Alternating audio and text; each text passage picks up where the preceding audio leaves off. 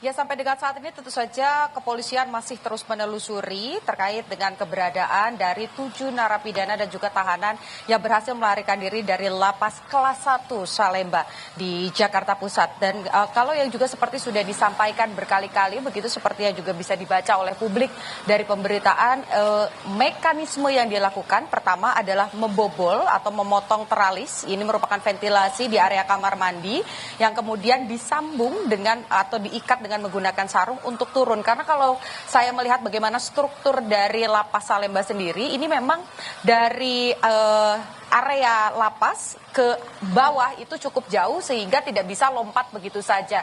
Dan juga ada beberapa tingkatan-tingkatan seperti pagar-pagar yang harus dilalui. Jadi setelah dibobol teralis yang ada di kamar, tepatnya itu di Blok S, kamar nomor 16, lalu kemudian menggunakan sarung dan masuk ke gorong-gorong.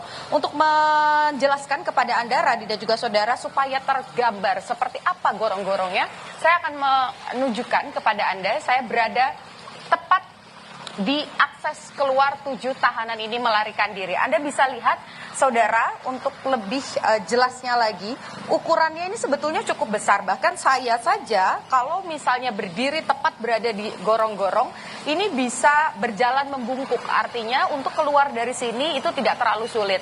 Dan kalau yang Anda saksikan di layar kaca saat ini, memang ini sudah ditutup oleh pihak lapas, artinya ada pagar baru, teralis baru yang dipasang untuk mengantisipasi adanya peristiwa serupa terjadi lagi. Tapi kalau Anda bisa menyaksikan lebih dekat lagi sebetulnya, Radi dan juga saudara, di bagian dalamnya ini masih ada beberapa teralis yang nampak terpotong dan juga lepas, sehingga ini bisa menjadi akses keluar bagi para narapidana. Catatannya adalah, Radi dan juga saudara, sebetulnya kalau kita lihat bagaimana kondisi teralis baik yang ada di area luar dan juga di area kamar, ini yang juga dipertanyakan oleh DPR RI begitu.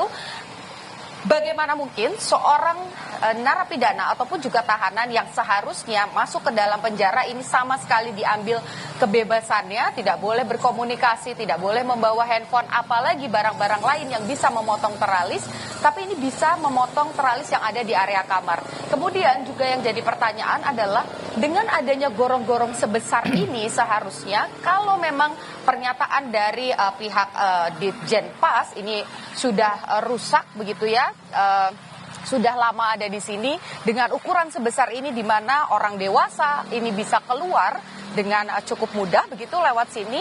Harusnya ini juga menjadi catatan bahwa pengawasan ini bukan hanya dilakukan di area dalam saja, tapi juga di area sekitaran lapas ini, termasuk juga di gorong-gorong ini. Bagaimana kemudian harapannya ketika misalnya ada akses yang sebesar ini, ada kerusakan, secara langsung akan diperbaiki. Dan juga saudara, selain itu yang saya amati juga dari sore tadi sampai dengan saat ini saya melaporkan kepada Anda, Radi, memang di area belakang ini, baik itu di area pagar di pinggir-pinggir lapas ataupun juga di sepanjang jalan dan pos kamling yang ada di depan, saya tidak melihat adanya CCTV yang kemudian bisa merekam aktivitas mencurigakan, karena kan ketakutannya atau dugaan sementara apakah memang ada pihak luar juga yang membantu untuk memotong area gorong-gorong ini. Nah, itu yang kemudian jadi pertanyaan, karena tidak ada CCTV, lantas bagaimana pengawasannya? Lalu kalau Anda lihat juga dari area gorong-gorong tempat tadi saya menunjukkan kepada Anda, ke area depan ini merupakan jalan raya, jadi aksesnya sangat mudah.